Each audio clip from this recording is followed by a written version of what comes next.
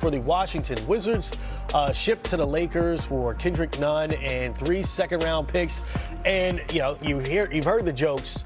The Wizards West, right, with Troy Brown, with Russell Westbrook, with Thomas Bryant, who had the huge game for the Lakers. Right? Yeah, I mean, I'm just saying there's a lot of former Wizards now with the Lakers. So now you add Rui Hachimura to that group. What does he bring to the table? How does he help this team right now? Well, catch and shoot. And that's what the Lakers have needed all season is when you have guys like Russell Westbrook, LeBron James, Anthony Davis, you need shooters and guys around that are going to be able to knock down the three, but also defend. And I think Rui, he can defend outside of his position. He has switchability. He can put the ball on the floor, but most importantly, he can catch and shoot and do that consistently. And, you know, I think the questions I do have, well, one, they did not give up a first-round pick, which they were insistent on not doing. They were not going to do that. They were not going to give up a first-round pick, so I think that's a win. But two, when he's on the floor, who won't be on the floor? That's my question. You know, when you have all your guys back healthy, Anthony Davis, LeBron, Russ, who's not going to be on the floor? Because one of those guys is not going to be able to. So I think it solves maybe, you know, short-term problems, and it's a piece that in the future you can build, you know, along with. And, you know, I think it was an advantage to not have to give up a first-round pick to get the catch and shoot. Yeah, I agree. I think Rui's he fits the bill, right? A big wing who can catch and shoot. The one question I have is, can he play with superstars, right? Can he play with those guys? Can he make shots under pressure? Because, as we know, you better than anybody, playing in L.A., it's a different microscope, right? Like, everybody's watching every move. You have LeBron there, you have AD, you have Westbrook, you have all these guys. Can you still make those catch-and-shoot shots when the lights are the brightest? And it remains to be seen. We gonna see. We gonna see.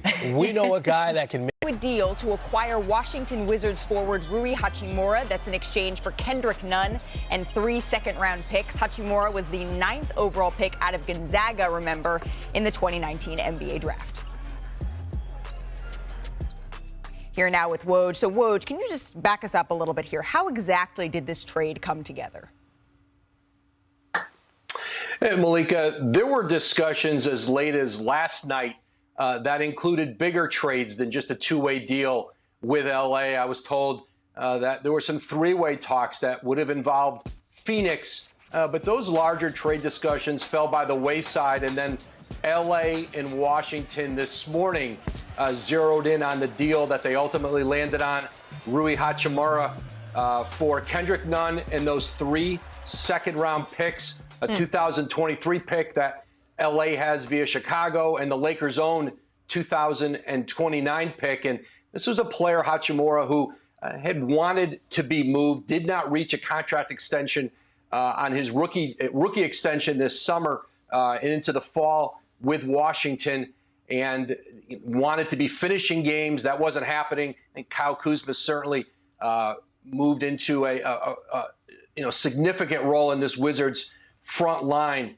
And I think for Washington, this is a chance for them, to move on from Hachimura and, get some draft capital back without taking salary back from the Lakers. And a Laker team now that obviously with Hachimura, gets a young wing player, wing defender, three-point shooter, a corner three-point shooter. He's shown some success doing that in the last couple of years. And I'm told the Lakers certainly would like to sign Hachimura to an extension this summer. He'll be a restricted free agent, but this, gets another young big wing in that Laker lineup who can defend and obviously make some open shots. They needed more shooting on this Laker team, and it's a player that they hope can help right away, and they certainly hope they can develop over time and into the kind of player people thought he would be when he was picked in the top 10 out of Gonzaga. Interesting. So Rui Hachimura, you're reporting on his way to Los Angeles. Woj, thank you very much. I want to bring it out to the entire panel now here with Ramona Shelburne, Richard Jefferson, Chiney Ogwumike. Kendrick Perkins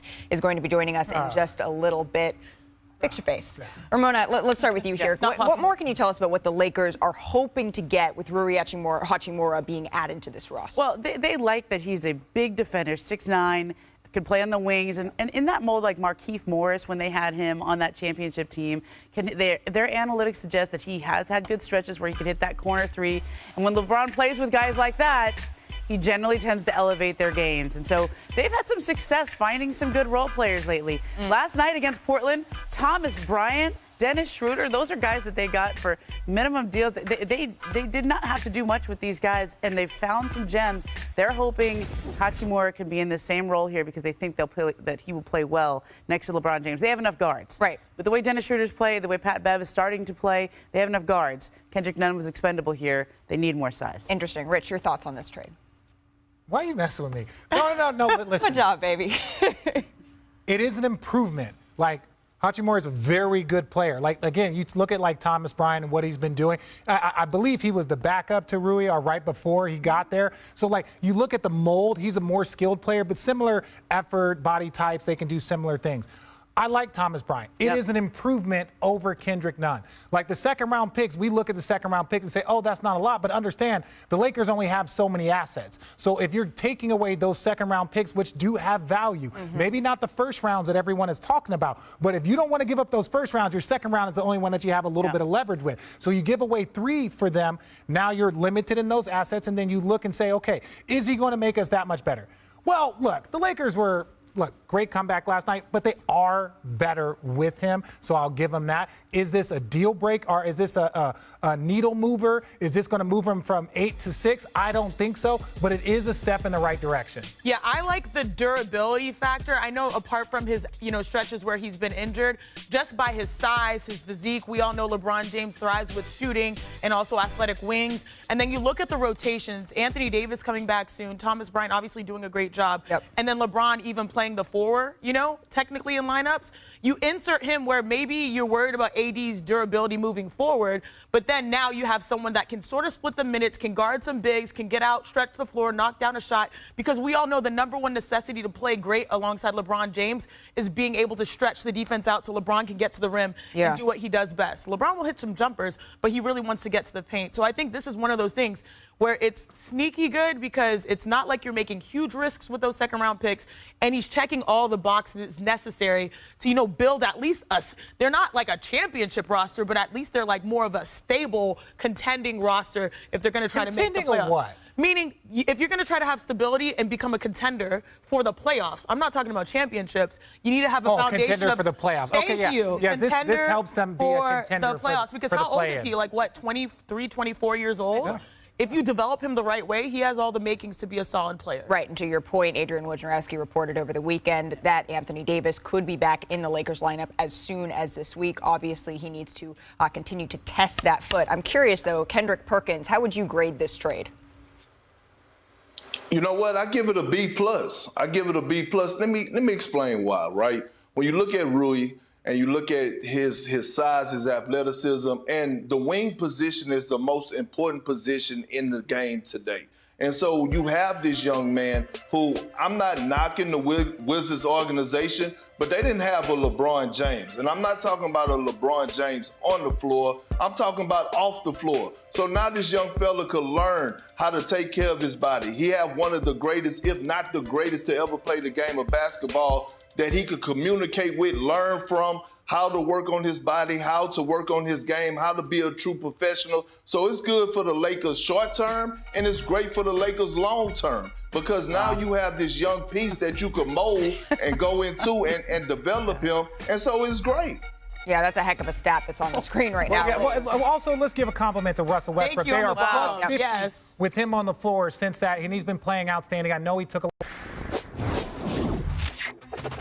The Lakers have made a trade to acquire the Wizards' Rui Hachimura. The Lakers give up Kendrick Nunn and 3 second-round picks for Hachimura, the power forward. Lakers traded for Hachimura with the intention of signing him to an extension this summer, sources tell ESPN. He could be a restricted free agent. And about the Lakers, they had a king-sized comeback last night. Now, they trailed by 25 at the half to the Blazers, the number one franchise in the history of worldwide basketball, and folks, it ain't close. Then mounted a furious comeback led by LeBron, who dropped